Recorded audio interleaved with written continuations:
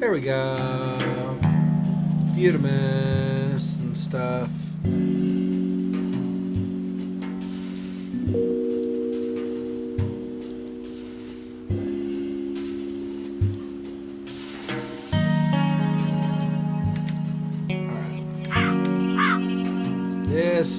Okay, this does not have the same problem. When I played Through the Woods, it had this tendency, because I had two monitors, it had this tendency for the mouse pointer to get over onto the monitor where the game was not.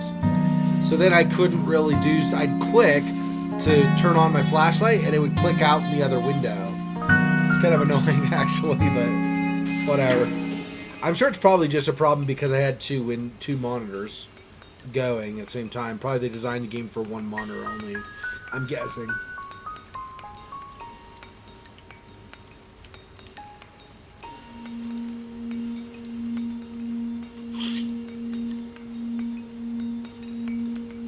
I'm liking the music. It's good.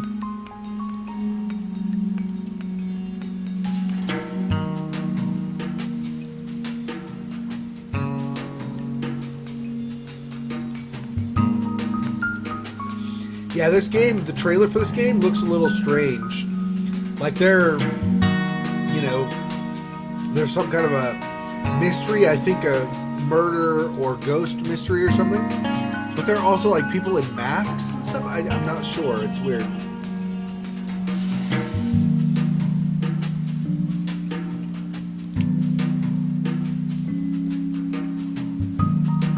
Maybe there's some kind of weird death cult or something. I'm not sure what's going on.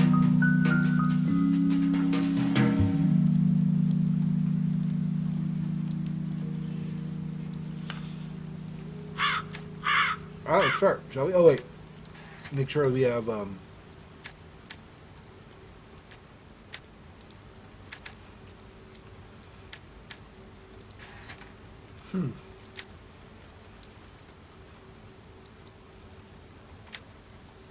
Those are all the options I have.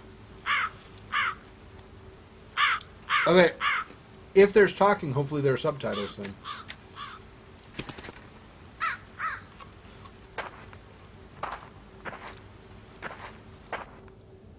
Cool. Harris Bullard was found dead in his study 5 days ago. Nobody believes me, but I think he was murdered. This house in the middle of nowhere holds the secret. There's a story hiding here, and I'm going to cover it. If I'm right, there are 4 major suspects. Graham Wellington, Josie Herrera, Cynthia Peckman, Bobby Sawyer. I'm not leaving until I find out what happened. All right.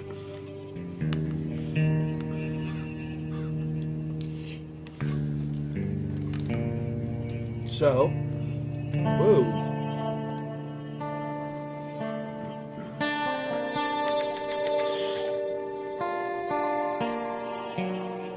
All right, in and out, easy. Just have to find some evidence and get out of here.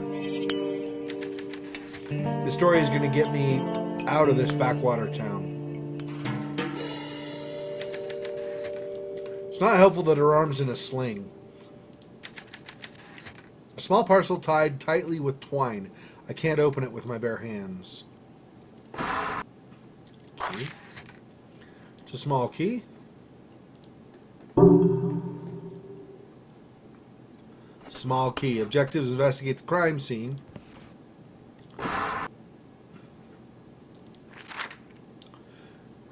Reclusive prof found dead in home. September 23rd, 1965. Gove, Kansas. Harris Bullard, a retired college teacher, was found dead in his home Monday. The body was discovered by Bobby Sawyer, who worked part-time for Bullard running odd jobs. A police investigation has concluded that Bullard died of natural causes. He was 63. I like what they did with this. They do it like they do with newspapers, where they do the spacing and stuff differently, so long as everything will fit in their column. It's a good job. It imitates that well. Bullard moved into his home on Rampo Way several years ago, but was rarely seen about town. He was a private and reclusive man who seemed to have few friends. Bullard raised eyebrows last year when a former student, a pretty young woman named Josie Herrera, moved in with him. Excuse me. Bullard's will, written in 1957, leaves his entire estate to his ex-wife, Cynthia Peckman. Peckman will reportedly sell the house and its contents immediately. Harris was a genius in his discipline, said Graham Wellington, the former colleague. The field of neuroscience is considerably poorer without him. Okay. So he's a retired recluse, found dead in his study. Police ruled death natural. Ran errands for Bullard and found the body. Bullard's live-in assistant. Ex-wife, interior of Bullard's estate, or inheritor of Bullard's estate. Former colleague of Bullard.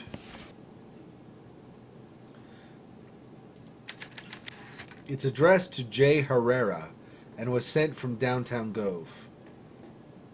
So that's actually Josie's. Yeah, okay. Interesting. I like the interface. Pretty cool. An old piano. It's blocking the way. I can't lift this stuff with one arm, even using the hand truck. Yeah. They sure aren't wasting any time selling off Bullard's stuff. So there is no WASD. The boxes are too heavy for me to move with one arm. There's no WASD in this. I basically just click. So it's a point-and-click adventure. That's pretty cool. I didn't realize. That's good. I like it. Is it the crime scene? Is that just back outside? I can't leave yet. There's a story here I note. Okay, that's what that is. Okay.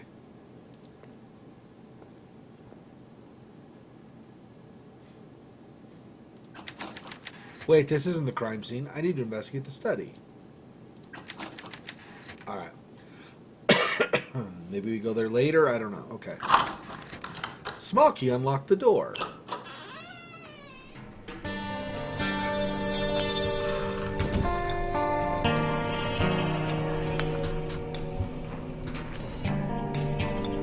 The Snow Woman. Adapted from an original translation by Lafcadio Hare. An old man and his son climbed a mountain to collect firewood. It began to snow heavily, and unable to make it back home, they decided to pass the night in a small hut.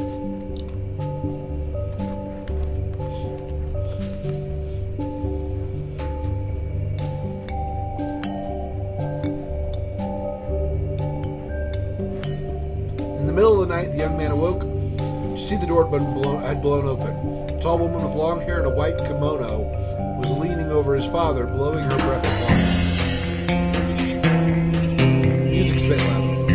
When she saw that the son was awake, she said, "You are a handsome young man, so I will let you live. If you ever speak of this to anyone, your life shall be forfeit."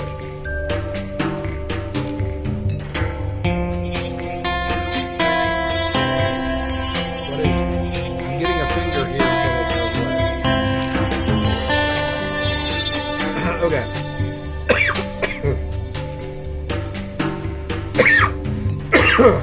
Something went down the wrong pipe. In the morning, the young man found his father frozen and dead. He climbed down the mountain alone and never spoke of the episode. A year later, he met and married a young, beautiful girl. They had children together and were happy, but the night of his father's death still weighed heavily on his mind. One night, after having a bit too much to drink, the man told his wife about his encounter with the Snow Woman. She was furious. "You promised not to tell," she screamed. And before his eyes, she became the tall woman with the long black hair and a white kimono. "If it were not for our children, I would end your life here and now. I will spare you for their sake, but if anything ever happens to them, you shall pay the price." And with that, she melted into the wind and was gone. Interesting.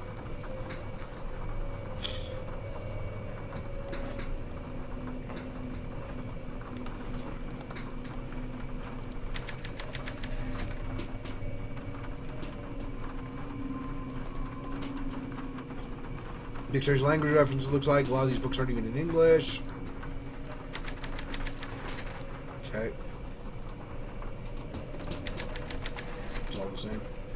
Okay.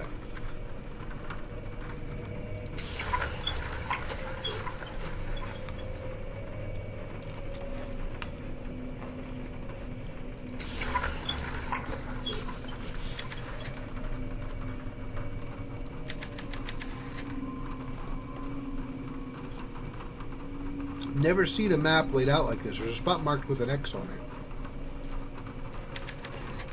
There's an X indicated on the map. Why mark such a beautiful map? I think the X is over Japan.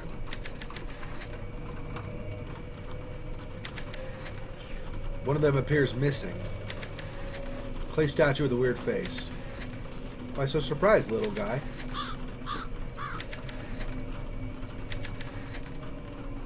Okay. Issues of the Journal of Physiology, and a bunch of medical books with names I can't pronounce. A quantitative description of membrane current and its application and conduction and excitation in nerve by Hodgkin and Huxley. This is doctor's stuff. I thought Bullard was some sort of engineer. Lots of difficult sounding medical books and journals.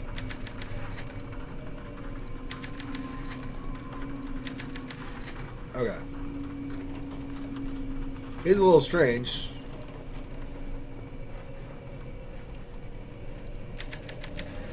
It's a note with a foreign symbol on it. Underneath it reads North.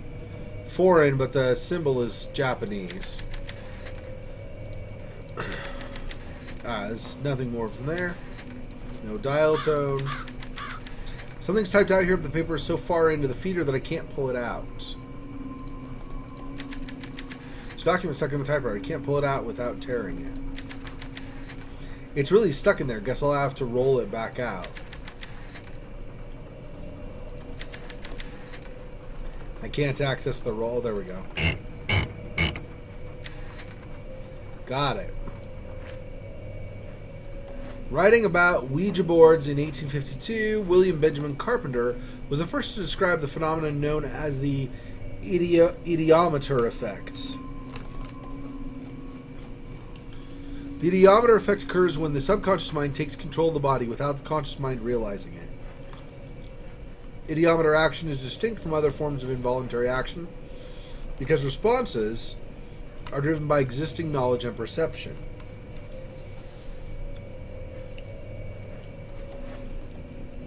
The Ouija board, Carpenter suggested,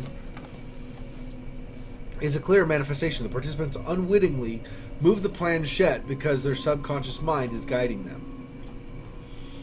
Another example of the phenomenon is dowsing, the practice of using a divining rod to locate water or other materials buried underground.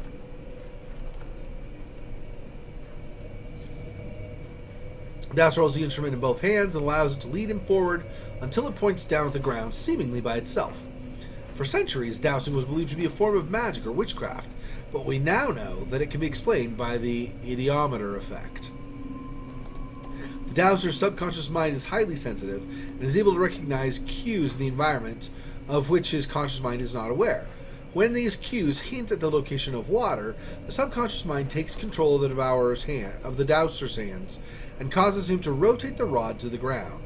Since the conscious mind is not involved in this operation, the instrument seems to move on its own, pulled as if by some magical force. In reality, it is the dowser himself who is divining. His subconscious mind is responsible both for the detection of buried materials and for the motion of the rod. My research seeks direct access to the knowledge stored in the subconscious mind. Complete, unfiltered linkage between the sensitive unconscious and the logical conscious. I call this state idiofocus. Alright. Joe, something is after me. It's creeping around the house, trying to get in. I'm sure of it. I heard footsteps outside and creaking on the roof. It's not safe here. I've taken the idiofocal lenses from their normal location and hidden them in my study. I'll send you a package and you'll know what to do with. Check the map for the mask. As usual, X marks the spot. Harris. P.S. The sequence is west, east, north. Bullard hid something in this room? Very suspicious. This will be a great hook for my opening paragraph. It's called a banker's lamp.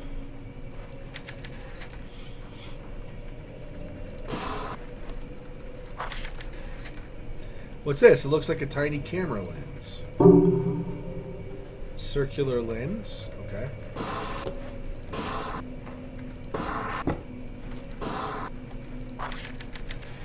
Pair of scissors. I can use these to open that package in the other room.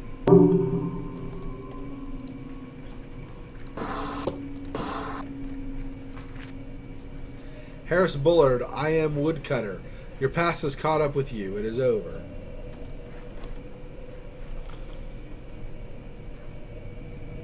Your past has caught up with you? Okay, I'm not sure what past that is. Unless it's being implied that he's like the guy in the story. Maybe. Not actually sure.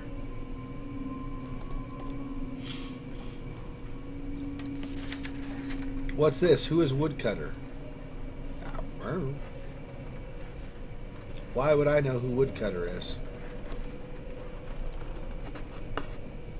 Woodcutter threatening Bullard.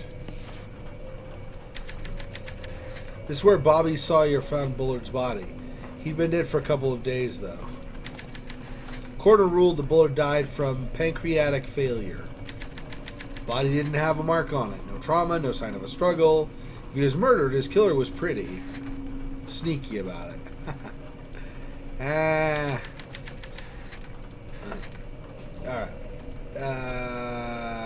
It looks like there's maybe a piece of paper or something to grab here. Oh. There's a page from a manuscript here. The man who could see with his skin. In 1926, I met a man who could see with his skin. His eyes were sealed with wax and bandaged, yet he remained aware of the room around him. We held up signs which he read, and fingers which he counted, even when we stood behind him. After the performance, I gave him $200 for the secret. He explained that he could see as long as some part of his skin remained exposed to the air. He described it as a shift in the wind or a slight breeze on his face, the subtle motion of the hair on his arm. After years of focus and practice, he had developed the ability to form a mental image of his surroundings based only on these slight sensations. This man had achieved a form of idiofocus. Granted, he only had access to a very narrow range of sensory information, but the result was powerful. Immediately resolved to discover the secret of his ability, or I immediately resolved to discover the secret of his ability. Now, almost 4 decades later, I am very close. The first eye, I thought was like my mouse, like, you know, a mouse text thing. Whoops. There's a newspaper clipping here. It reads, "Eyeless Joe found dead in hotel." Weird.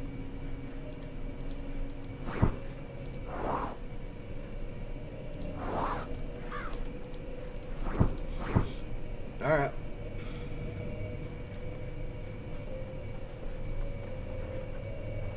Move this at all. Oh. Must be, yeah. Okay, so no on that. Okay. Alright, let's see what's there, over here.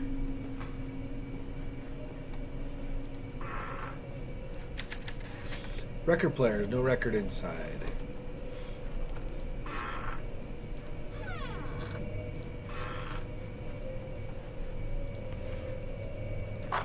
Another lens. Found 2 of them now.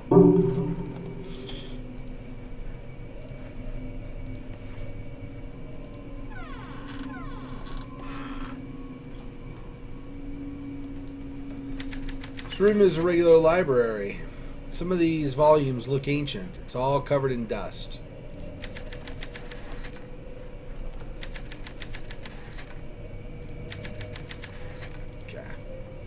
So nothing else there. It's a picture of a woman.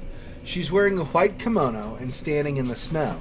See, that's what I'm thinking. There's some kind of tie to the story, right? Otherwise, why have the story?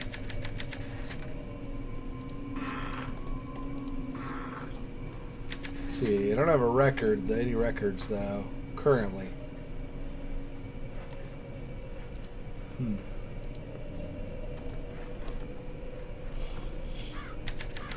It kind of feels like they are looking at me. What did they see in this room? These masks make me uncomfortable. I think I've seen masks like this before. Maybe they are Japanese? It's a weird looking mask.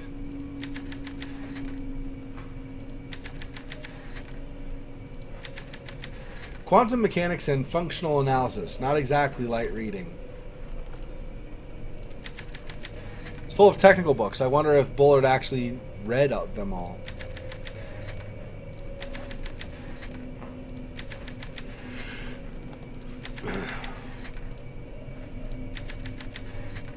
Yep, okay.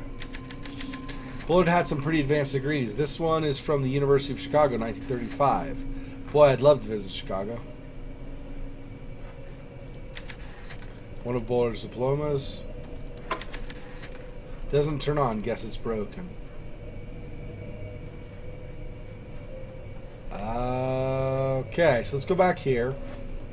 Because this, then we can go cut the string because we got the scissors. Here? There we go.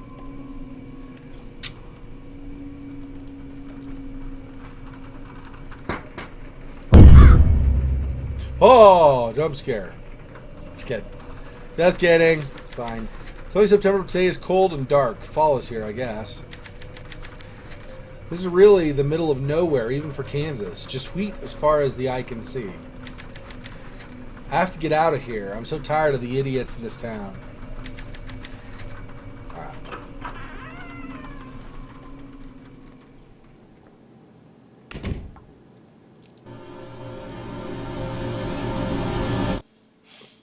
And now we'll... What?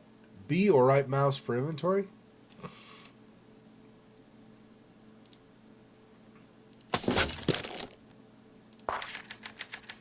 It's an old book. It says Quaidan on the cover, whatever that means. The author is Lafcadio Hearn, which was mentioned earlier. Who was Lafcadio Hearn mentioned earlier? I'm trying to remember now who that was. I don't remember. Old book.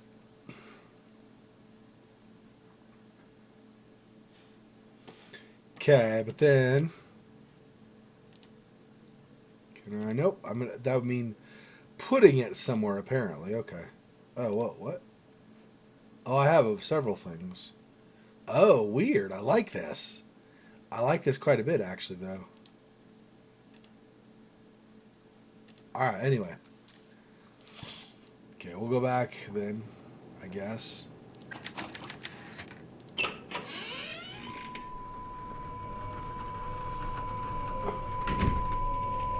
That's on now? What the bizarro world?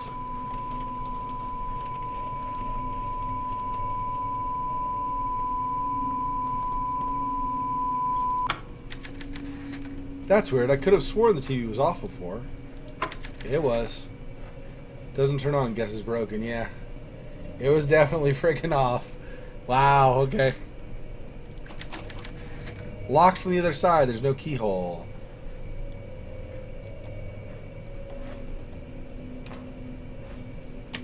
So...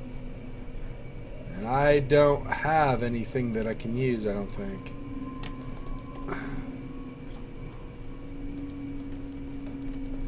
Well, if that was on magically, maybe there's an object somewhere that I wasn't seeing before that's now here. Maybe. That's a stretch sexor. Yep. It is. Hey, Ashley Kelly. How's it going? Welcome to the stream today.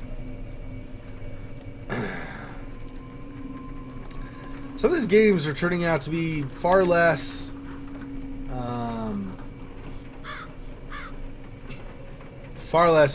horror themed than I had initially thought, but alright.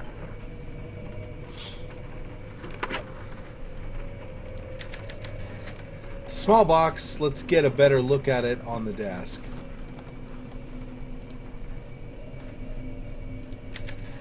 One of the buttons is missing.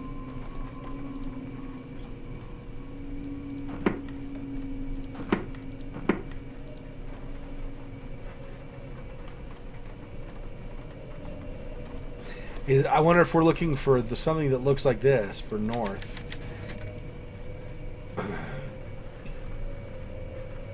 Let's see, is there anything else in here? It's just a pillow. So I guess that was what we wanted, was this box.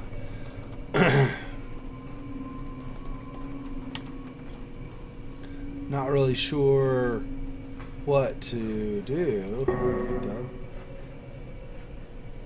I guess that means wrong. I guess.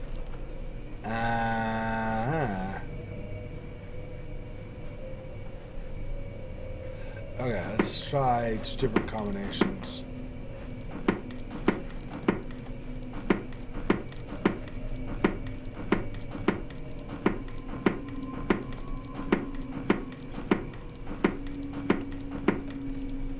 Huh. Well, I can't open it currently, apparently.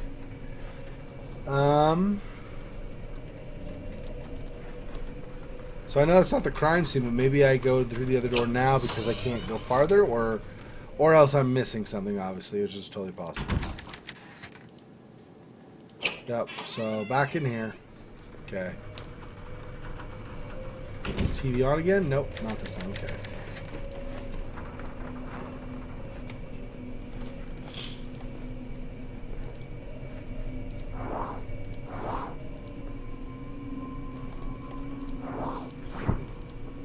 Come on, I'm not trying to...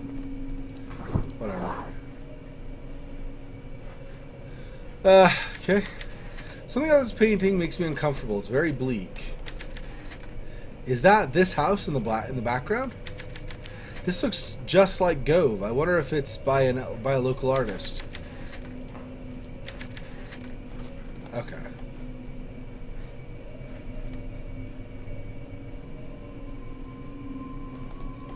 So we got the masks are creepy. We got this is a little creepy, apparently, or creepy to her anyway, the girl we're playing. We got this, which is the same as from the story. This turned on when I left and came back in.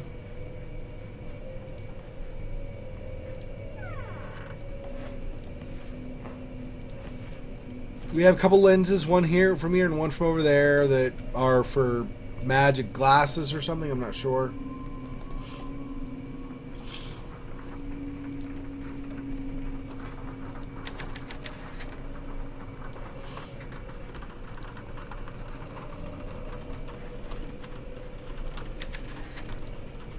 So one statue is missing.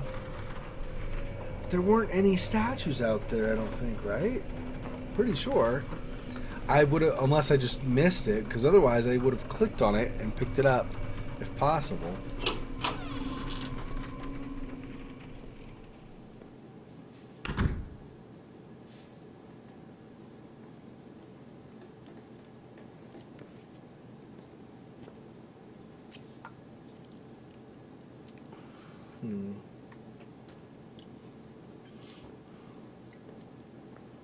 What if I use one of the lenses here?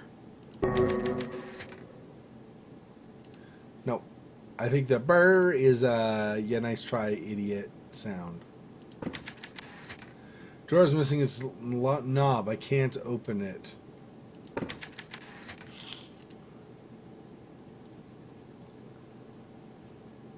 Yeah, I don't see anything here that's going to help. What is this? Quit to main menu. Yeah, okay.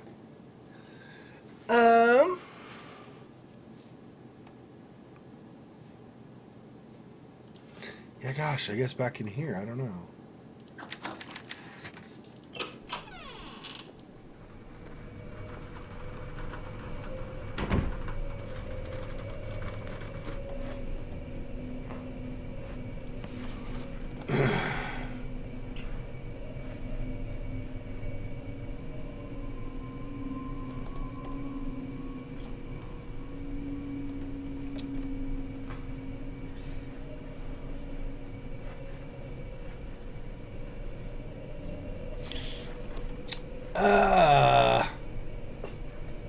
Hmm.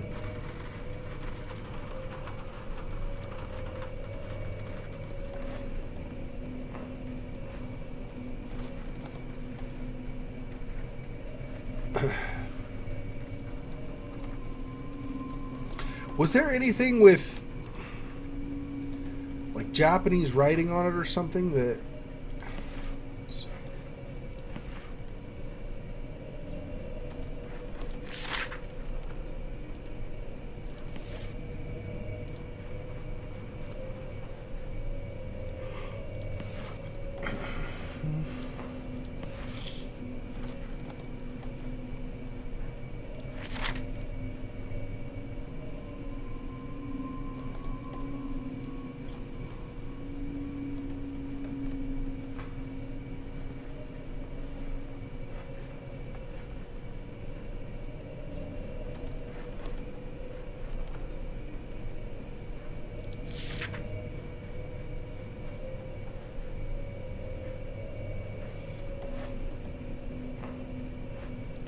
So nothing there. They just need stuff.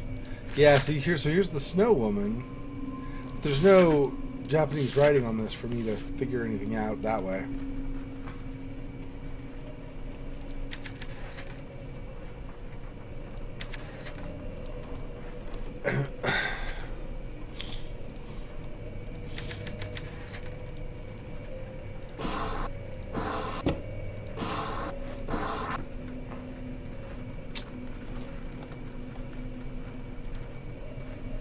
And this is locked or where we're at. I can't. From the other side.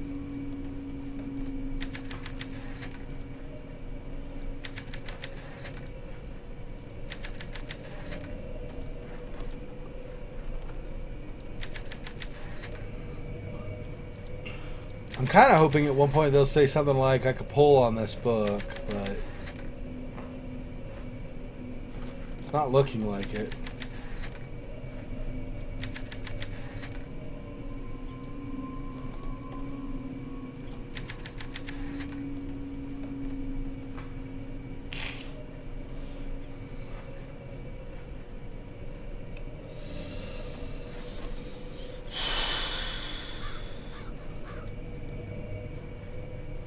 What did they see in this room? Interesting.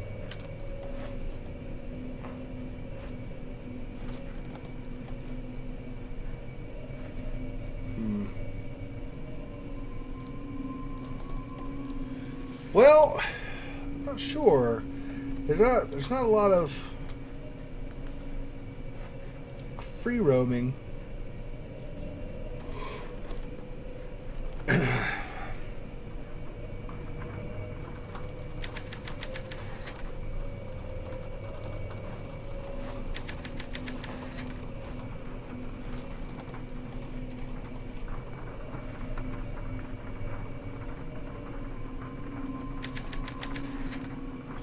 Yeah, Lafcadio Hearn.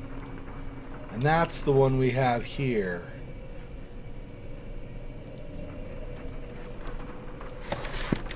Can't push the book all the way back. Feels like it's hitting something. Wait, there's something jammed way back there.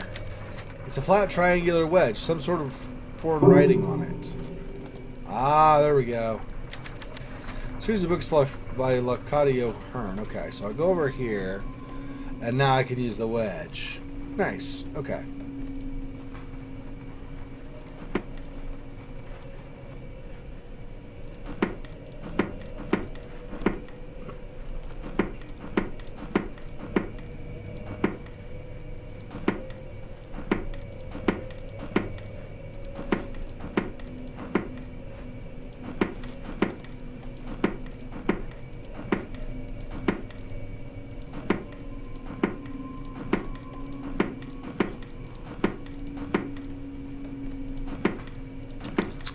There we go.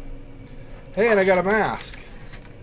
I see the lenses fit into the mask's eye sockets. It's like a weird pair of goggles. Alright. Uh-oh. Whoa.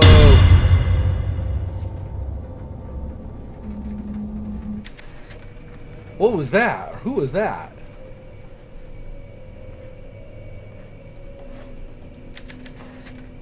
Something more to this painting?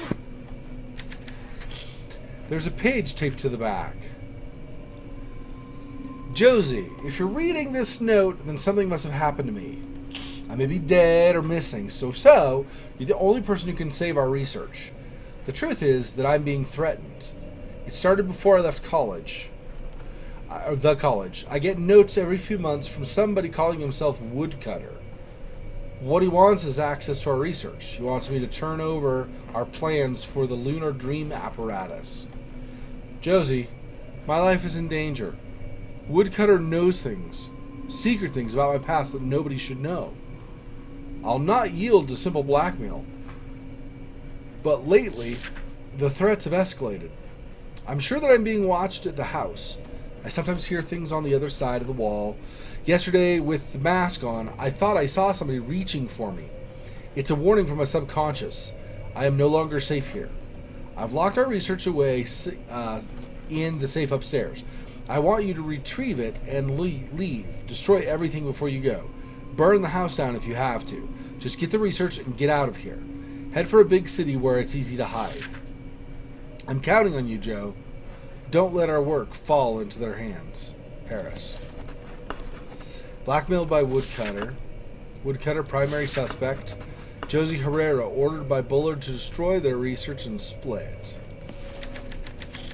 I knew there was more to the story. Whoever Bullard was mixed up in, whatever he was mixed up in, I bet there's evidence in that safe. Investigate the crime scene? No. Who is Woodcutter? Open the safe upstairs. Okay, document in there said he stashed something upstairs. This looks just like Gove. Alright. Upstairs. How? That's locked from the other side. The other door over here was just... My hunch was right. Bullard's death is definitely fishy. Better stop and review my notes. Harris Bullard's body was found by... Oh, I see. Bobby Sawyer, I think. That's it. Bobby ran odd jobs for Bullard. Could he have done it? He certainly had the opportunity. Bullard was scared. He worried about losing his secret research. That's it. Blackmail. I knew this would be a scoop. Somebody wanted Bullard's research. He must have been killed for it. Bullard was being blackmailed by Woodcutter. Woodcutter, what is that supposed to mean? This is the kind of juicy detail I came here to find. This is an interesting interface. I didn't expect it to have to checkmark things. Okay, to sell this story, I need some real evidence. Let's go check out that safe upstairs. Alright. I'm assuming that's then this door, right? Yeah.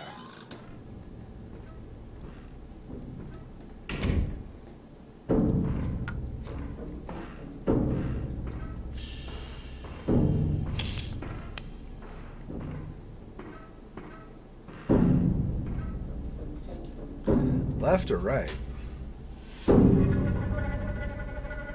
I don't know. Let's try right. I'm right-handed. And I'm always right. Just kidding. Kidding. I'm not serious. I'm not serious. Stop the hate. I'm just kidding. Okay. Oh crappo. Is there gonna be something in the mirror? X or tab to equip the goggles. There are pieces of a torn up photo here.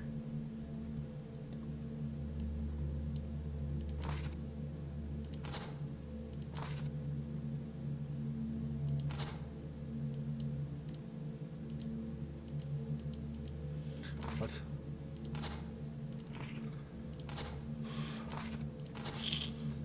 Here we go. It's an old photo of two men on a ship.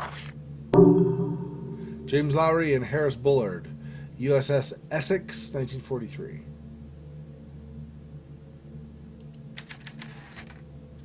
Everything in the drawers has been packed up already. Oh, because there's nothing to get, in other words. Drawers are all empty. Okay.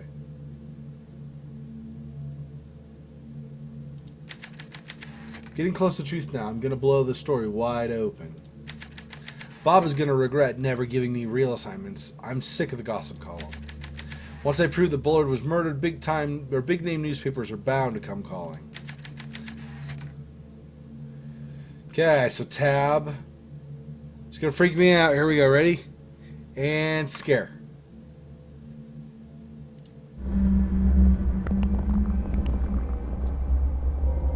There's the safe.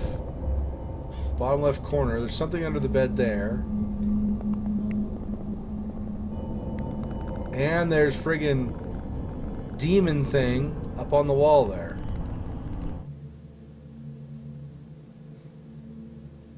Watching me. No, it's great. It doesn't make me scared at all. God friggin' dang it. What the crap in hell. Damn it.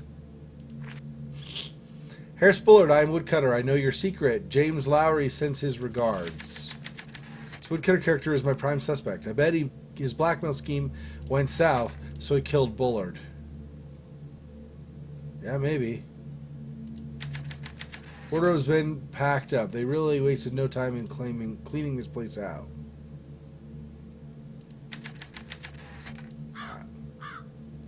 There's the safe.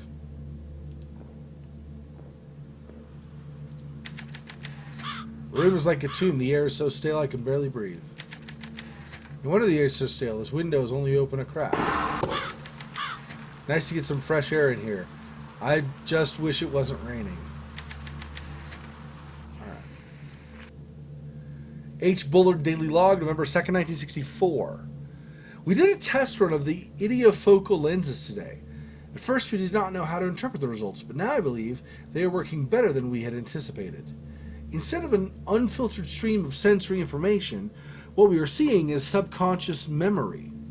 The lenses distort in response to visual stimuli that the wearer has some knowledge of. They see what my conscious mind cannot. Josie proposed that what we are really doing is mining dreams. Dreams are, after all, a form of video focus, a time when the subconscious comes forward and shows us truths we might not otherwise recognize. What we are striving for is unrestricted access to dream thought. As a control mnemonic, the mask works pretty well. I could tell that Josie was dubious at first, but now she understands. Subconscious thought is potentially dangerous to the subject. We will need a physical object to enable the mind to compartmentalize, providing the wearer with some degree of cognitive protection.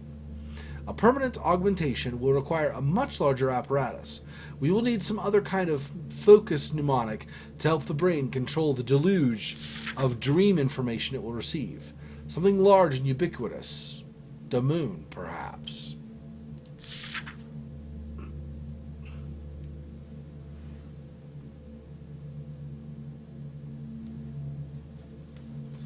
So, a focus mnemonic through the moon? Not really sure how that would work, but okay. The lens is in this weird mask. Dream thought? The moon? Okay. Bullard's bed. Everything is boxed up and ready to move out. Okay.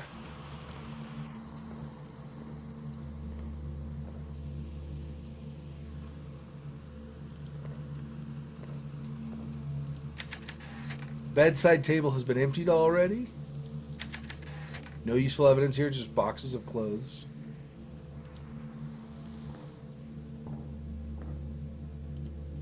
What? There's a paper right there, though. Grab that? Oh, there we go. There's a page hidden behind these boxes. I tried to grab it before, but I guess I clicked the box. H. Bullard Daily Log, April 9th, 1964. Woodcutter sent me another note today. He knows things nobody should know, secrets I buried 20 years ago. He knows about James Lowry. It's impossible, but somehow he knows. I can tell he's getting closer to me. His notes are mailed from the Gove post office, and last night I could swear I heard somebody moving around outside. I haven't been this scared since Chicago. I need to be patient. He's going to have to reveal himself to me at some point. If he wants my research, he'll have to wait until it's completed. I don't believe in ghosts. When I find him, I will kill him. Woodcutter knows about James Lowry, ? Local to Grove, or at least he was in Grove when he sent the post office, the stuff in the post office, right? The threatening letter and stuff. Okay, let's go. There's the safe here. So I should, but am I going to know the combination? Here's the safe, but it's locked. Find safe combination, yep. Okay, I was like, wait, but I won't know the combination yet. And that's true. I will not know the safe combination yet.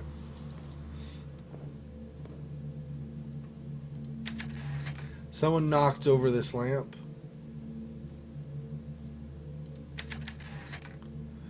Okay. It might say reporter on my desk, but I spend most of my time at the Standard making coffee for my editor. I'm tired of writing the gossip column. This story is my shot at the big leagues. When I prove that Bullard was murdered, all the big papers will come calling. I'll finally escape this backwater town. This is it. The chance I've been waiting for. Maybe. Maybe. Or the chance to get killed by a ghost. That's definitely possible too. Because that friggin' ghost was like right up here watching you.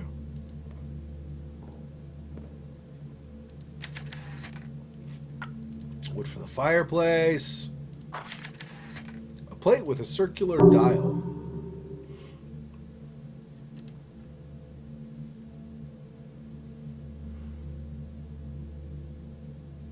No numbers or anything on there. I don't know how you examine this kind of thing more in depth. Whoops, do I click this maybe? Then that's just to put it somewhere, so yeah. Maybe not, okay.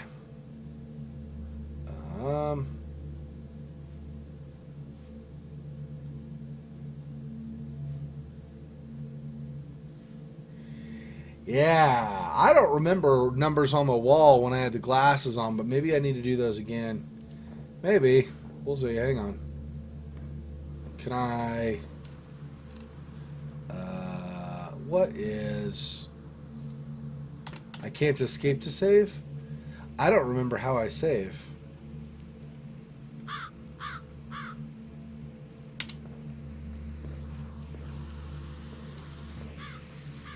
Well, okay, tab.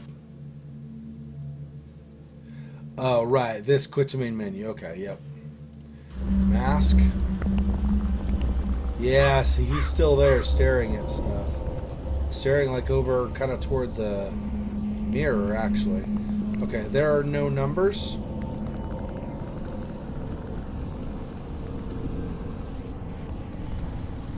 Not that I can see. Okay.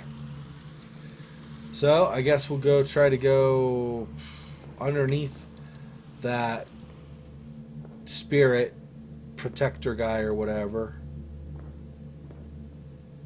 Maybe. Fireplace is full of logs.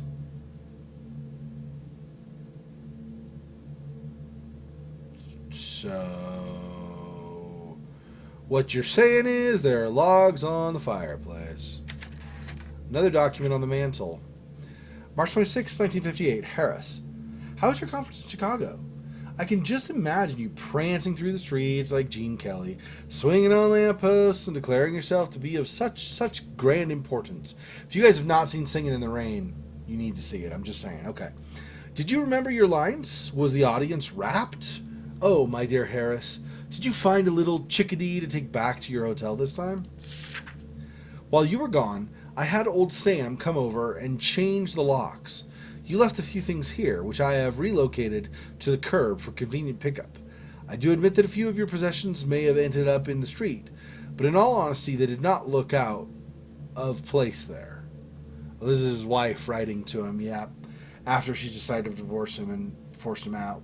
Do you remember the last thing you said to me, Harris? It was almost in passing as you slammed the door, but I heard it very clearly. You said, "You haven't got the guts." Well, I do have the guts, you rat, and I'm throwing you, your shabby things, and these last 6 wasted years of my life into the rubbish bin. If I catch you around here again, I will alert the police with the sound of my shotgun. Forever yours, Cynthia. Threw Bullard out of their place. Divorce ensued? Question mark.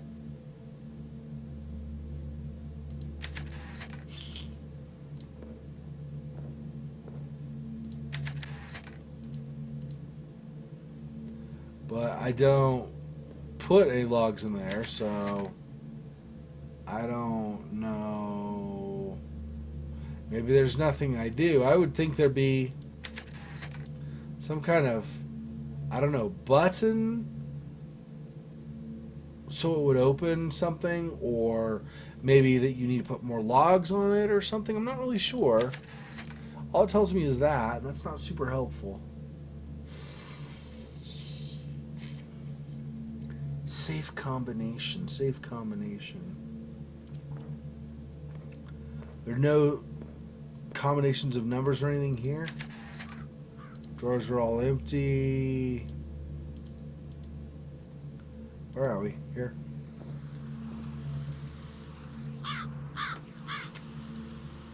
So I wonder if... I don't remember seeing numbers downstairs, though. So I'm really not sure.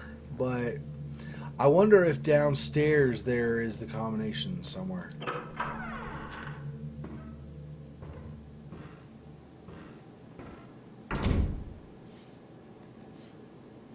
That was right. I also could go left. That's right. I forgot about that.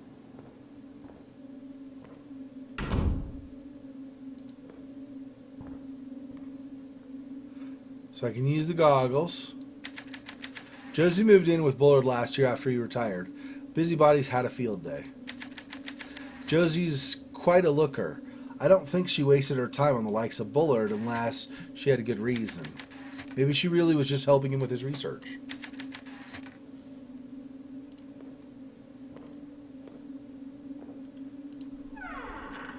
Another one of those.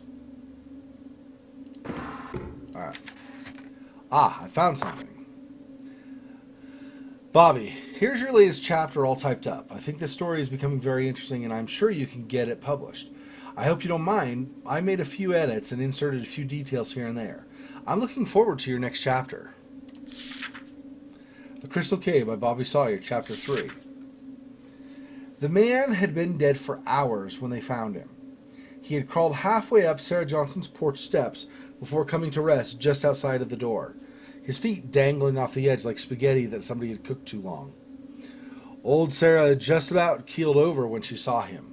The man was inked. Weird lines crisscrossed every inch of his skin, like Indian war paint.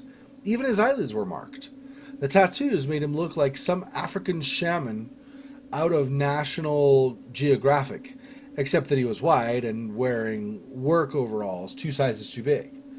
Jimmy, the only cop on duty at 6 in the morning, thought maybe the man had escaped from a chain gang.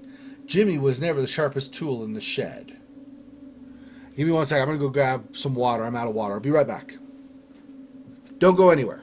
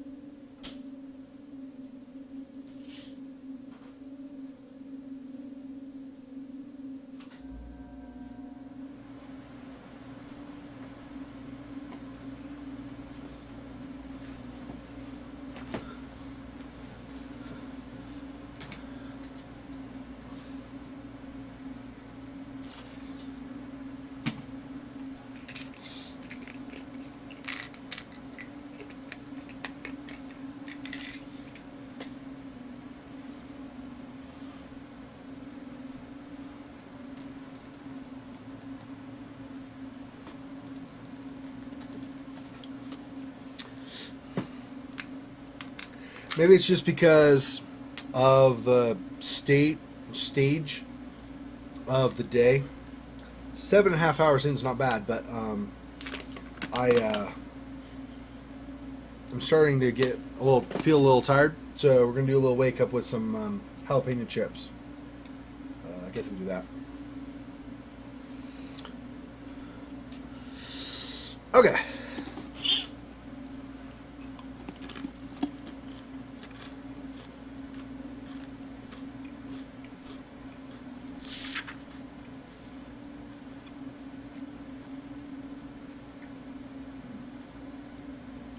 Jimmy was the only cop on duty at 6 in the morning, and he thought the man maybe escaped from chain gang. Jimmy was never the sharpest tool in the shed. Detective Henderson, though, he's as smart as a whip. He had photos taken of the body, all naked and everything. Put the pictures up on his wall at the little station in the middle of town and started moving them around, turning them this way and that, until the tattoo edges started to line up. Took him 3 days, but he put it together just like a jigsaw puzzle until the thick lines all connected to the thin lines and the overall shape became clear.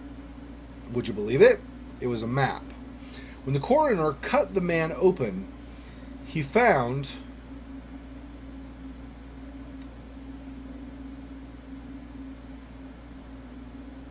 tattoos. When the coroner cut the man open, he found his insides were all twisted into the same map. And when they sawed into the man's bone, they found the map there, too, etched into the marrow like rings on a tree stump. Well, that's how we first found our way to the cave. Bobby Sawyer, aspiring fiction writer. Josie Herrera, helping Bobby with his writing. Okay.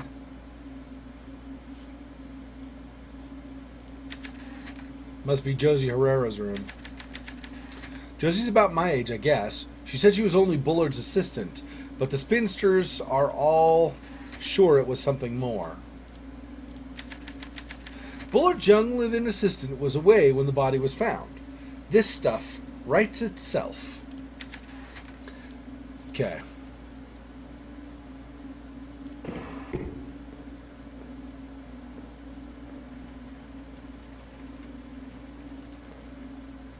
Another page. What do we have here? Dear Diary, today is an anniversary. It was 5 years ago today that I found Dad's name on an old research paper at the U of C. He had written it in 1933, 8 years before I was born. I didn't know he had gone to college. I'd never really thought about his life. He was just a name on my birth certificate. Dad ran out on Mama after the war. He'd gone off to fight and just never came back. When he stopped writing, Mama thought he'd been killed. I remember her crying at the kitchen table. The war ended, life went on. Mama died without ever finding out what had happened to him. I used to hate him. Hated the idea of him. Hated my mother a little bit too. I figured Dad was just a deadbeat who ditched Mama because he didn't want a kid. But when I found his name in the library, something changed. I couldn't stop thinking about it. Deadbeat dads don't study physics, do they? What is he doing now? What does he look like? Is he married to somebody else? I traced him here to Kansas, but finding him is taking longer than I had expected. Josie Herrera came to Kansas to look for her father.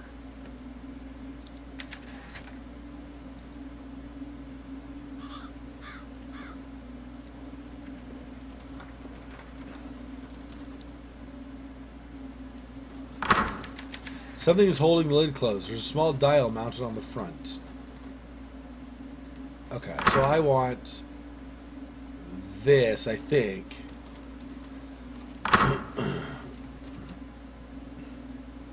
And I want to match the rings. Which means this one. And then, nope, incorrect. God dang it, can I? No, right click doesn't work. Dang it, okay. I was going to try to just rotate it back, but it didn't work. Is there any world in which that... Okay, so I have to just rotate them to line up with that, I guess, then, because the middle never rotates. There we go. Alright. And we get small wooden knob, which will work on that one drawer that won't open. Okay. Looks like Josie's stuff, linens, books.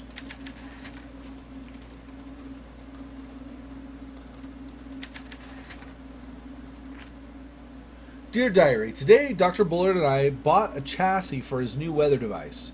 It's weird, as usual. I don't really get why we're building it, but Dr. Bullard doesn't explain things.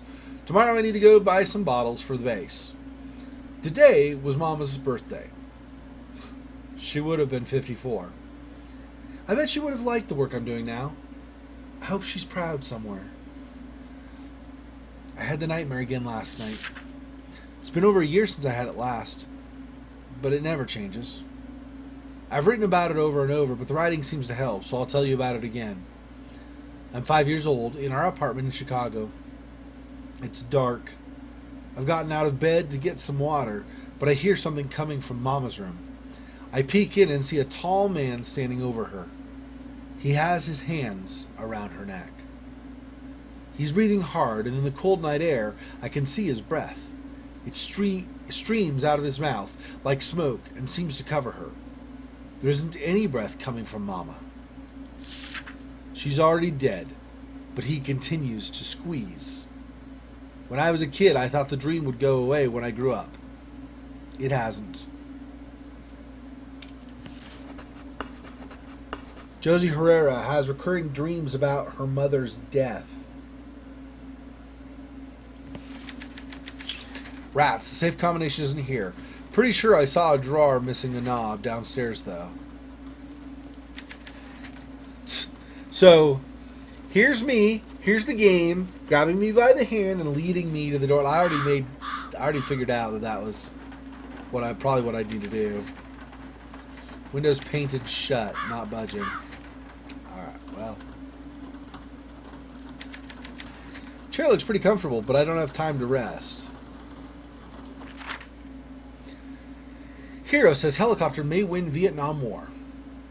Da Nang, South Vietnam. A Medal of Honor winner from Kansas said today the helicopter may win the war in South Vietnam. Marine Major Douglas Big Tom Thompson, 39, of Fortuna, won the nation's highest military award during World War II, manning a bazooka in Iwo Jima.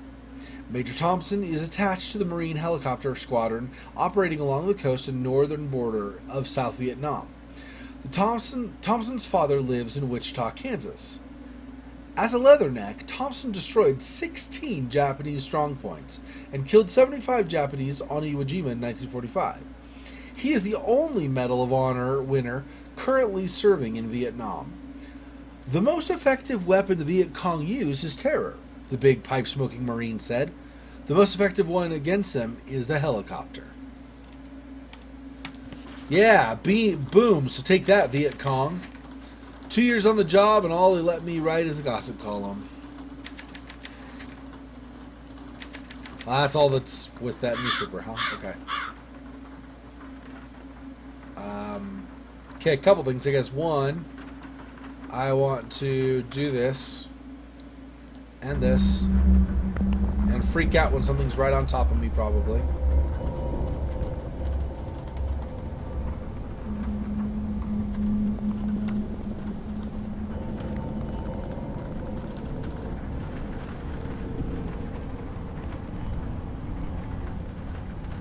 There's nothing up above like there was in the other room. I don't know if that's good or bad. But okay. I don't know. Not much of interest. Doesn't seem to be a lot in the wardrobe.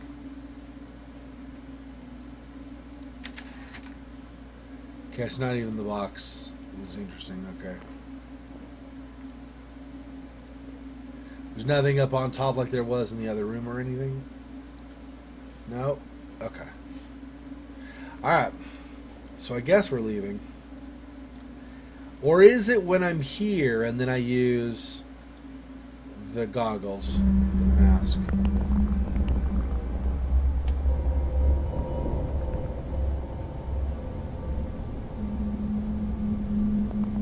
No, even still. Doesn't seem okay. So nothing super whatever in that room, apparently. Whoa! What the?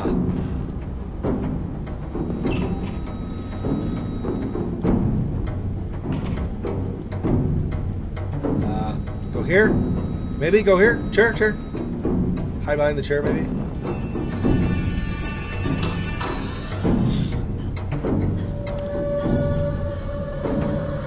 As if they won't, like, just look around the chair so they can find me.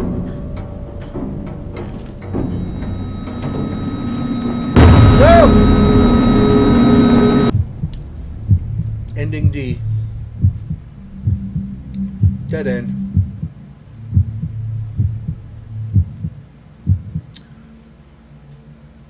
I wonder if I needed to go... different endings, too. Okay. I wonder if I needed to go through the window? Maybe.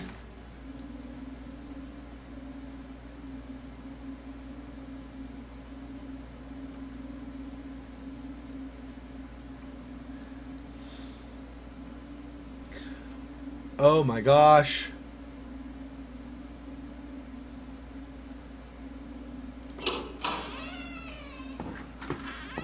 And go.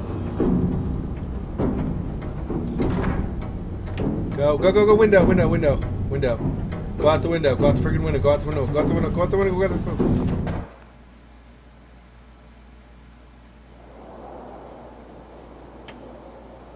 What? I'm in snow now? What the hell? What just happened? I'm so confused.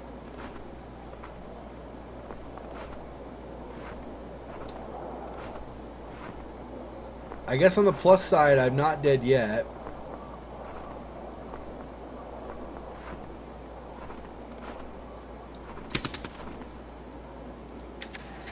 What is this place?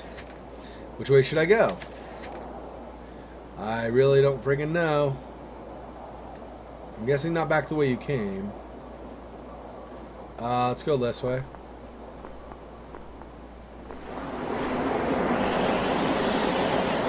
Maybe? Maybe not.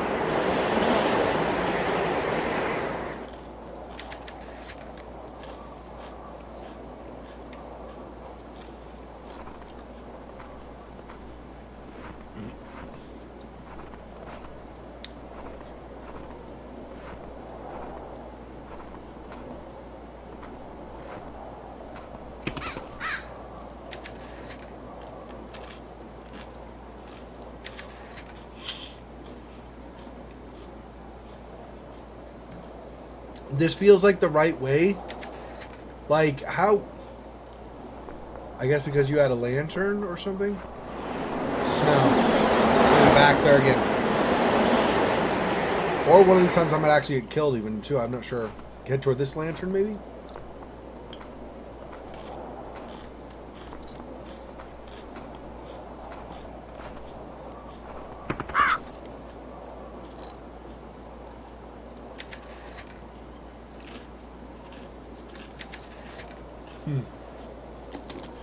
Okay.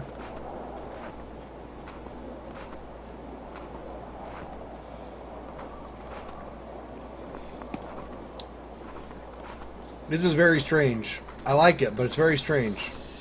What the? Yeah, it's not creepy at all. What's going on here? I don't understand.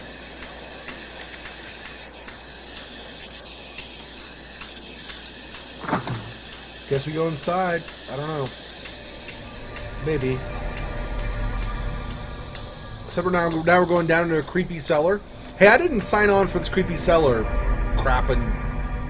I was investigating a murder at a house in Kansas. Now I'm in some bunker in, like, Japan or something.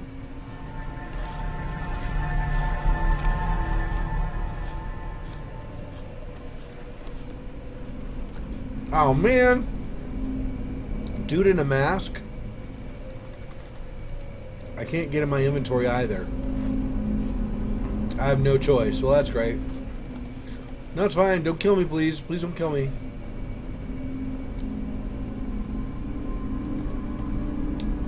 Creeping me out, dude.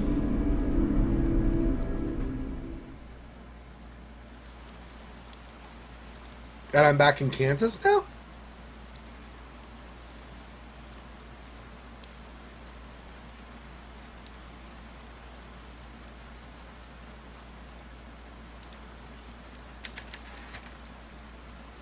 Leave? I won't be scared off that easily. I can't let the man in the raincoat scare me off. I'll get my story.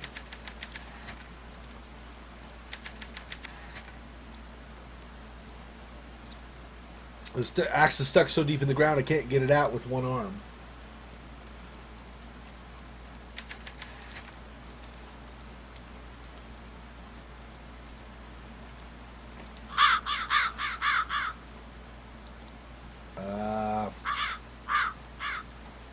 Run away?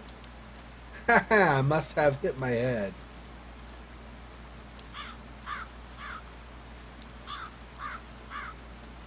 Let's do this. I need to get out of here. I'm in over my head. I've got to make a break for it. I'm not getting killed over some stupid story. Ending C. Where you bail. I knew there were other endings. That's why I did that specifically. I'll never know what really happened to Harris Bullard. I was a fool. No story is worth risking your life. I'm stuck here in Kansas, writing the gossip column. Maybe boring, but at least it's safe. I guess I can live with that. Dead Secret by Robot Invader. Blah, blah, blah, blah.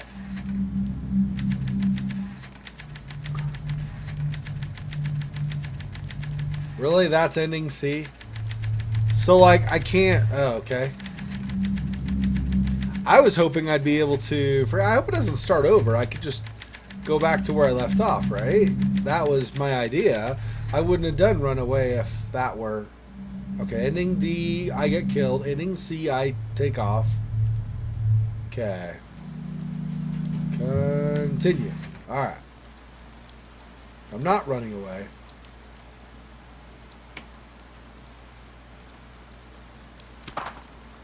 I guess we're going back in the house?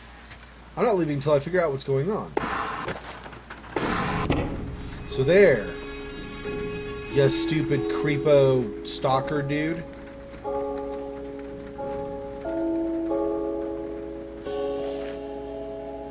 Dr. Bullard, I've followed your instructions to collaborate the Tempest Prognosticator. Your concern was correct. The bottles must be placed from heaviest to lightest to produce accurate results. The actual weight depends on the leech used. So I have... The leech used? So I have to recalibrate every time we want to take a reading. Also note that recalibration is required if the battery in the base dies. That's also true of certain pleasure devices. Just saying.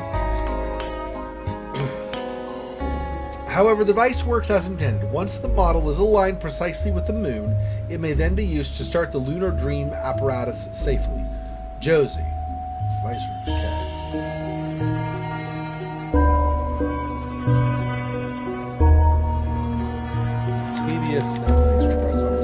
Bullard's research is crucial to the story. I wonder if I can get this thing working. Calibrate the device.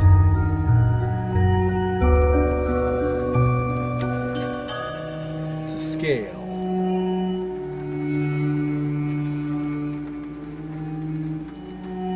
What happens if I do this?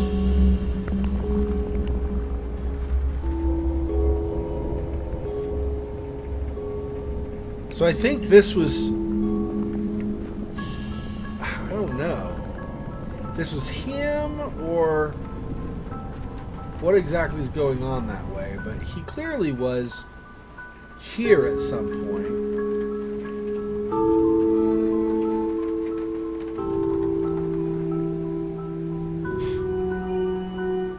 Flashlight battery. Door is stuck. There are electronics inside and it looks like a battery.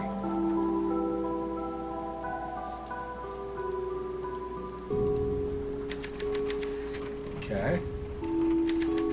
Strange device with bells at the top. There are slots for small bottles. Bottle marked with the letter B. There's a leech inside. Oh, so I need to go find other bottles. Okay. Whoops. This way. It's an interesting interface. I kind of like it in some ways. It's good. Chapter 4, the subconscious mind. The human brain is, at some level, not unlike the pot that produces my coffee every morning. The water I pour into it is infused with the qualities of the roasted bean. The grounds themselves do not pass through the filter, but the liquid that collects in the carafe? I don't know if I've ever had reason to call that part of the coffee machine, is no longer simply water. It has been permanently altered. Every part of my body is a sensitive instrument. My tongue, my eyes, my muscles, my tongue, my skin, my eyes, my muscles, my tongue. If I am a coffee pot, this stream of physiological information is the water, and my conscious mind is the coffee in the carafe. And the sieve, the filter that makes the drink palatable, is the subconscious mind. I've used sieve before. Weird. Anyway, weird that I'd never used that before, actually.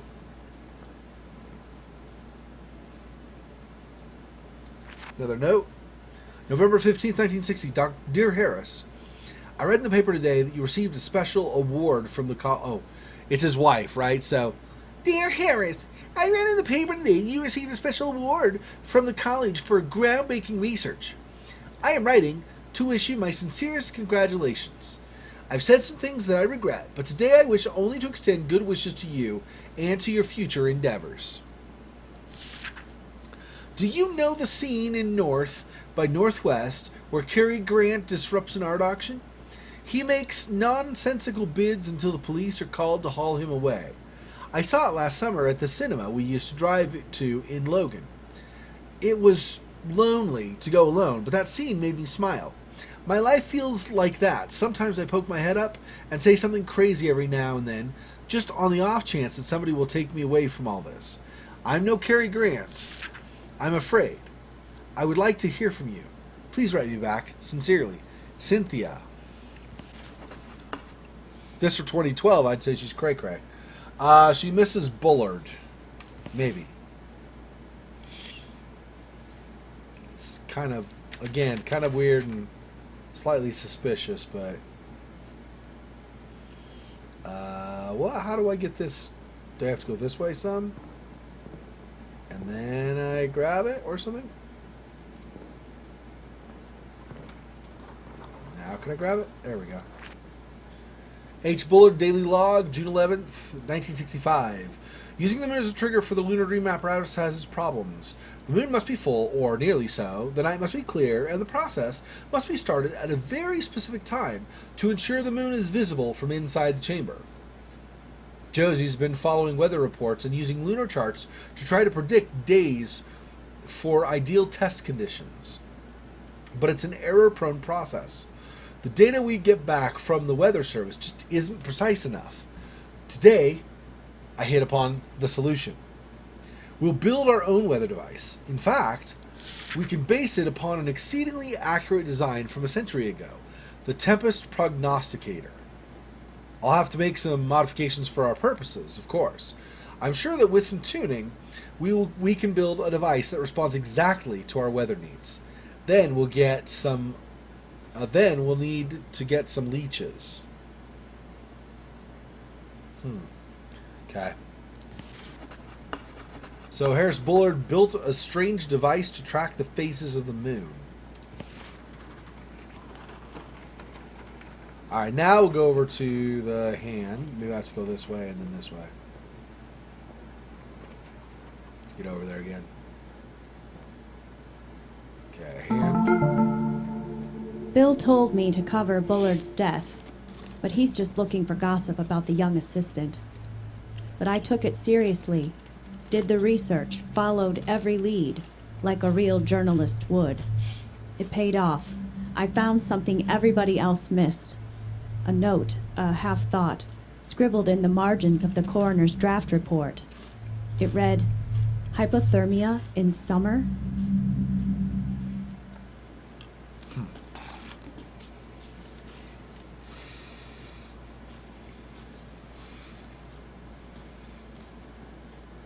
That is strange. You'd think, typically at least, that it'd be too warm in the summer to get hypothermia.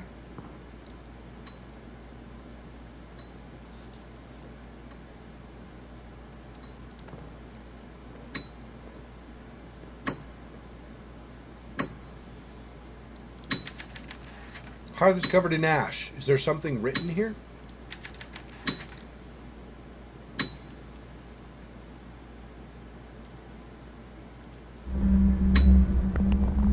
Oh, there's a skull there. That's scary. Star, circle, square. And he's looking in the corner also.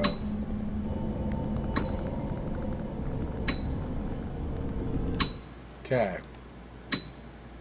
Star, circle, square for whatever.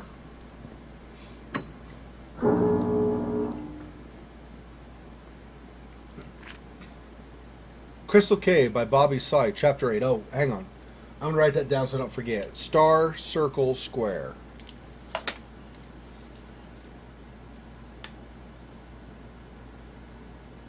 Okay. So hopefully I'll have that later. Chapter 8. The passage continued downward, a steep slope like we were going down a hill. The smooth crystal didn't give our feet purchase, and we were trying our best not to slip. It was dark as night, but the light from our helmets reflected strangely from the walls, making them dance blue. Once or twice I thought I saw a flicker in the glass, but it was just a trick of the light. It was cold down there. None of us was wearing a jacket. It dawned on us that we had come totally unprepared. A few hours before, we had been whooping and shouting, excited by the crazy angels that cut the crystal entrance out of the cave wall. Let's try that again. Excited by the crazy angles, I can read, that cut the crystal entrance out of the cave wall. Sure that we'd found something that was going to make us rich. Now we walked in silence. Henderson's face wore a hard, determined look. Johnson's was all suspicion. Jimmy just looked scared, his skin pale and his eyes wide. I opened my mouth to say something to him, then shut it. Either we'd find a way out, or we'd die down here. All there was to it. It was then that Johnson screamed. Dum dum dum.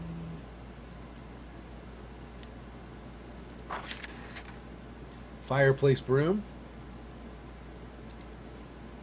So what I do? Okay, so I do what? This. It's a series of faint symbols. So I didn't actually have to put the mask on technically. It's hard to make out the symbols. I wonder if the mask would make it clearer. That's hard to make out? I could tell. Whatever. Alright, so let's go over here. He was in the corner for some reason. Why are we going around and not in the corner where he was? Okay. National recognition for local college. There's a lot of reading in this one. Sorry, guys. There's a lot of reading.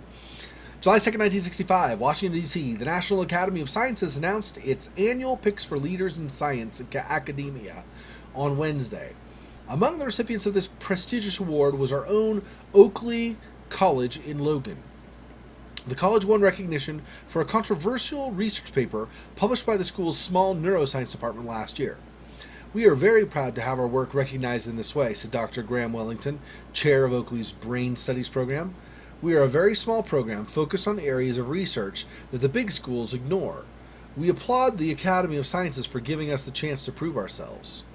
The award-winning paper, authored by Wellington and Dr. Harris Bullard, was written in 1962, but only published last year. Titled accessing subconscious waves through twisted pair electroencephalography. Electroencephalography, I guess. The highly technical paper caused some controversy in the neuroscience community and was ridiculed by many experts in the field. The paper was the source of some local tumult as well. This paper was written entirely by Dr. Bullard, said one Oakley student who did not wish to give his name. Wellington just put his name on it and took all the credit. Bullard, who retired from the school last year, could not be reached for comment.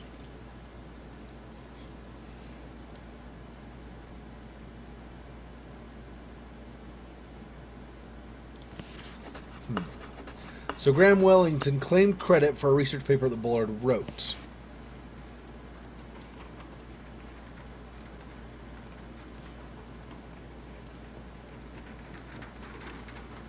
Another page here. H. Bullard Daily Log, May 24th, 1962. Cynthia called me today. She sounded drunk. Sometimes. I think she just calls to get a rise out of me.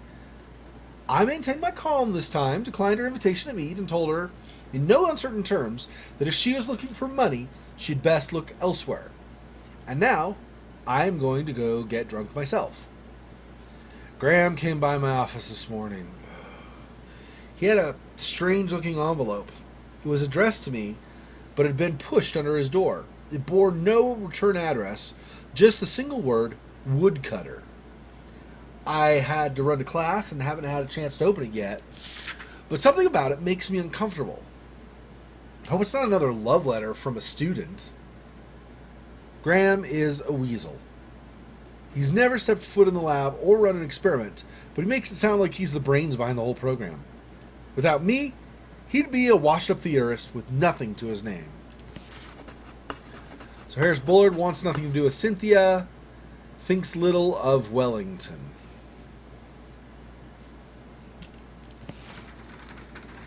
Alrighty.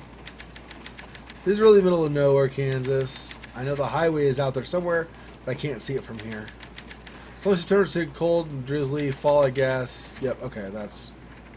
We've already had that before. Same as the previous. Okay, page. H. Bullard Daily Log, August 18th, 1965. The little mail fraud enterprise Bobby and I are operating has paid off. Since the beginning, I've had suspicions about the woodcutter's true identity, but I cannot confront him without evidence. So he's doing something over mail to make people think, or make woodcutter think one thing when he's going to do something else, I guess? Several months ago, I started paying Bobby extra to steal outgoing correspondence from a particular individual's mailbox. We steam open the letter, give it a read, and then send it on its way. It's not the most exciting trick in the book, and Bobby certainly doesn't like it, but I found it an effective method of surveillance. Today we intercepted a very interesting letter. This one confirms most of my theories, and has been locked away for safekeeping.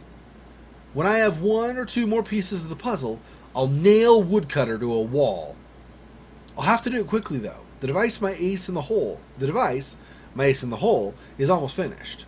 When it's completed, there will be no reason for Woodcutter to let me live. I'll just have to get to him first. Doesn't sound awesome. Okay, and then we have another hand that...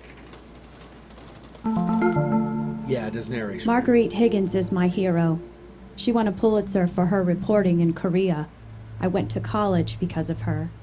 She goes to war zones, marches with the troops. Nothing scares her, and she gets the story.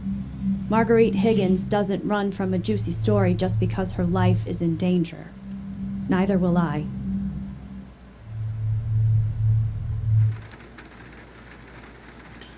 That's great, but, you know, stuff.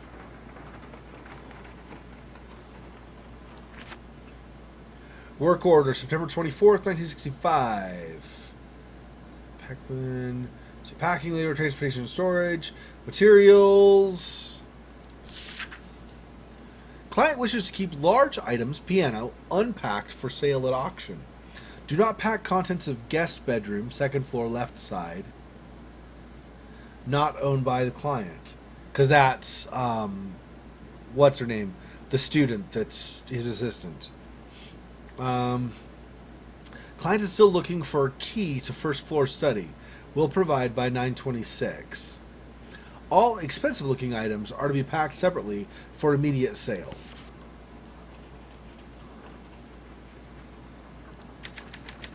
Sheet music is scattered all over the floor. Was Bullard a musician? I didn't know that.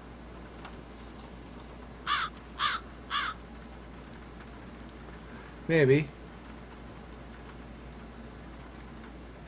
Maybe it's not that he's a musician. Maybe it's something else. I don't know exactly what, but... Okay, and then this. Porter Bullard feels like he's looking at me. Well, yeah, and then you do this. And this. And he's got, like, skull face. But it doesn't do anything else. I guess because Bullard's dead, maybe? So it's showing you that he's dead? I guess? Can I not get into the corner? Because it showed him. Before, it showed the guy kneeling in the corner. But this goes around. Can I go through, maybe?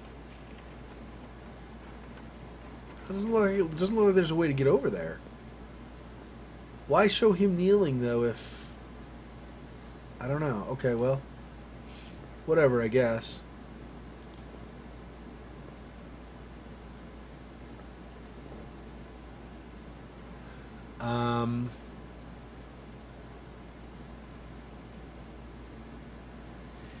Yeah, I don't know. Need to come back to this, I guess.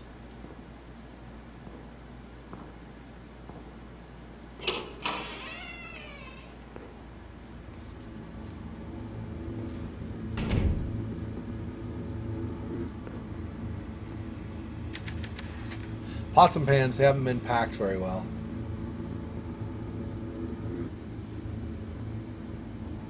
Hand truck, some stuff there. I'm kind of nervous about that dude or lady in the mask, whichever it is.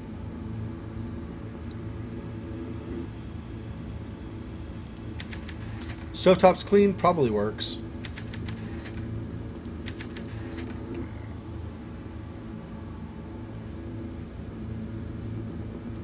Having some lag in the game now. Not a ton, but a little bit. Okay, so another note. United States Patent Office. Eyewear with electromagnetic refracting lenses. Abstract of the disclosure. A pair of goggles is provided which includes a metal strip, a battery, and lenses, an assembly which, when placed over the eyes so that it rests against the head, permits the metal strip to touch the skin just above the left ear and, crossing the forehead, to touch the skin above the right ear as well. The function of the metal strip is to detect, upon contact, electromagnetic impulses from the brain and to transmit them to the lenses. The lenses are created from a glass material, referencing co-pending application serial number blah blah blah, that is made to alter its refraction of light based on electromagnetic impulses received from the metal strip and amplified by the battery. This invention relates to the visualization of electromagnetic activity in the brain, and more particularly the creation of visual patterns based on the neural activity of the subconscious. Interesting.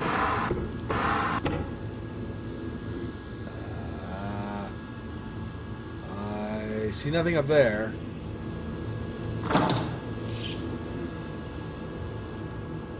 Some frozen coffee?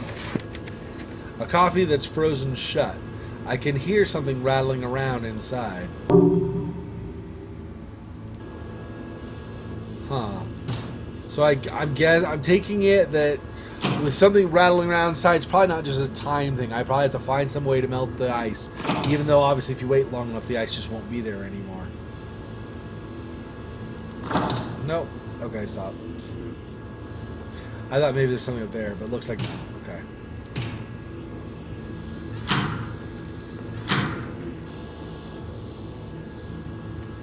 What the crapping with the... Okay, hang on one sec. I'm going to see... I'm getting, like I said, a lot of lag in the game. So give me 1 second here. Let's see if I can figure out...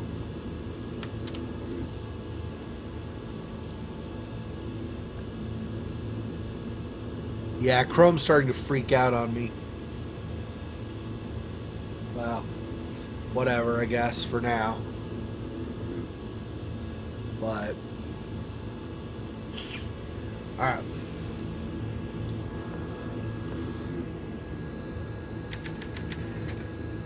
Full of dishes. Geez, looks like they just threw them in there.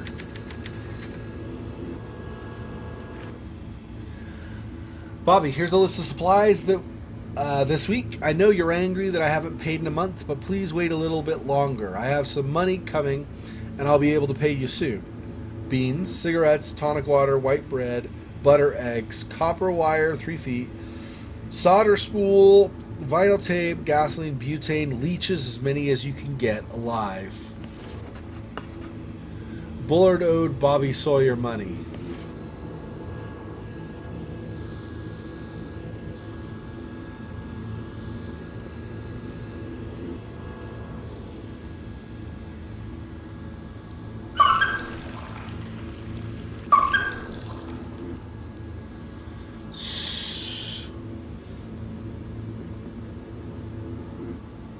But I don't have like a bottle or something. What would I fill with water? I'm trying to think. There are pots and pans over there, but nothing special with them. There's like a cup, but I couldn't grab the cup, so I couldn't like bring that with me. Do I have anything in my inventory? No, right? Not that way. Oh, maybe this. There we go. The water's too cold to melt the ice.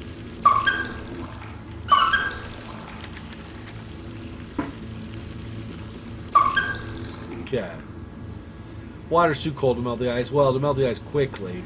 But it would still melt it, of course. Looks like a blank sheet of paper. Something special about it?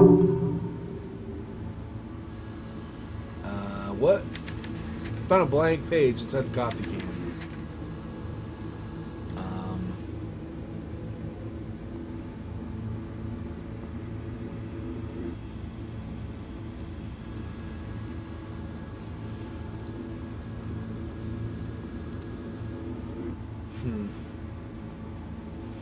I guess not. I was thinking maybe look at it with a mask or something, but it's not looking like it's giving me really the option to take two objects and have them interact with each other.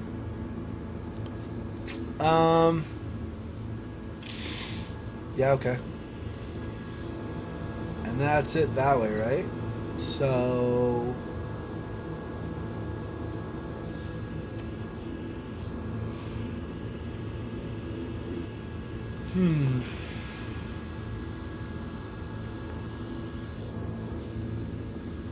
Ah, here's a bottle with a D. Letter D on the label. 1 of 4 empty bottles. A pantry. A pantry. All kinds of canned food. Stuff that doesn't go bad for ages. Sorted canned goods. Peaches, corn. Pantry stocked. Bullard could survive for a long time on this stuff. There's enough here to feed a person for months. If he had this much food, what was Bullard paying Bobby Sawyer to get?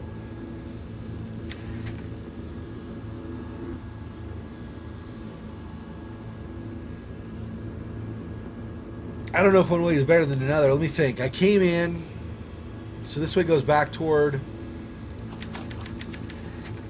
Turns, the door won't open. Something's blocking it on the other side. It's locked. The lock looks really old.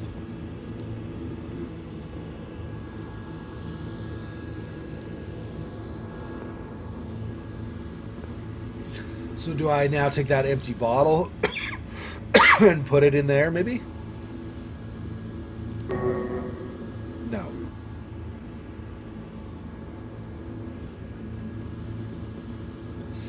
No, I do not. Okay. And this did not open, or did I just skip this for the time being? I can't remember now. Oh, downstairs. No, I want to go down more. Not worth risking a fall with a broken arm. I'll need to find a light.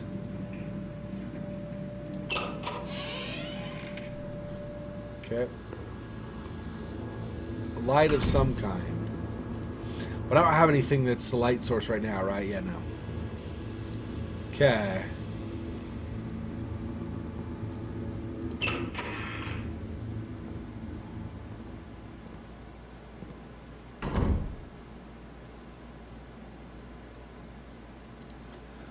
So is this bottle already empty, or did this have... This is empty, right? Well, there's a leech in it. Yeah, actually, okay.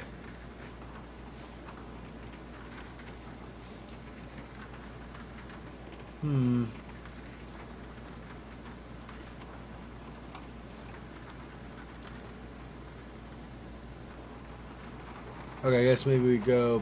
But can I go back outside even?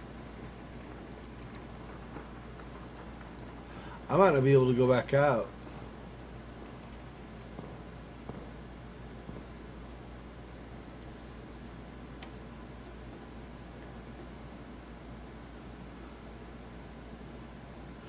So, star, circle, square doesn't tell me... Like, I didn't see anything where I would use those, though. Star, circle, square.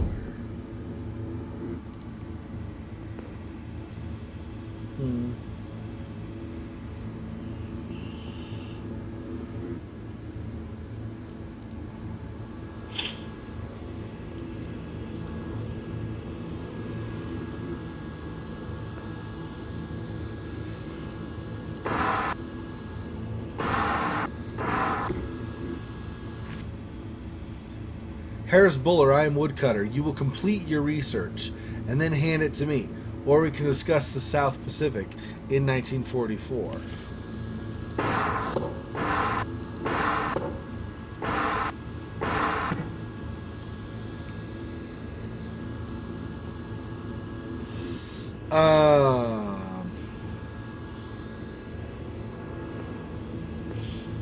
Another note here. January 2nd, 1961. Dear Harris, Happy New Year! I suppose I'm wasting my time by writing you again, but the new year always makes me think about the past. I was very upset when you did not respond to my last letter.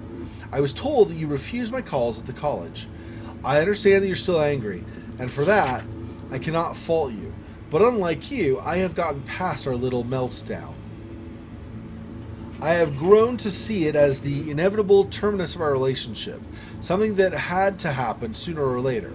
Like spilled milk, as they say. It's not worth crying over. But I do have a request. I will make it plain. Harris, I need money. Some of my investments went bad last year, and with Kennedy in the White House, soon the others will certainly fail. You may hate me now, but I cannot believe you will consign me to a life of poverty. Somewhere deep down inside you, under that mask you wear in your daily life, I know you must still feel something for me.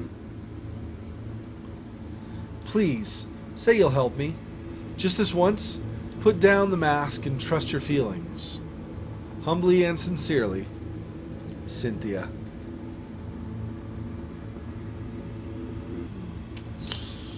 I don't know.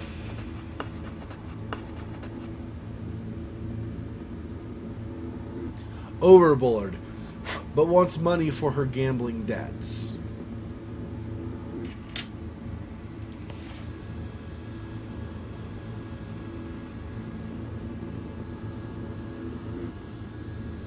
That was, and it was dark. That one is, yep, blocking from the other side, or blocked from the other side, I should say.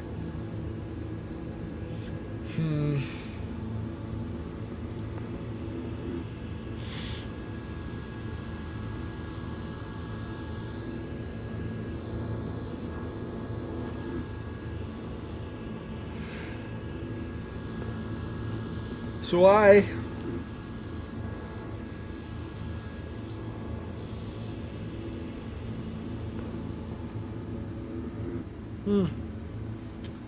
Well, I'm a little stumped, but it is getting close to time to play the next game. Stay close. So I'm going to go ahead and call this here. So this, and then that. Nope, incorrect. This, and then this. Quit to main menu. Okay.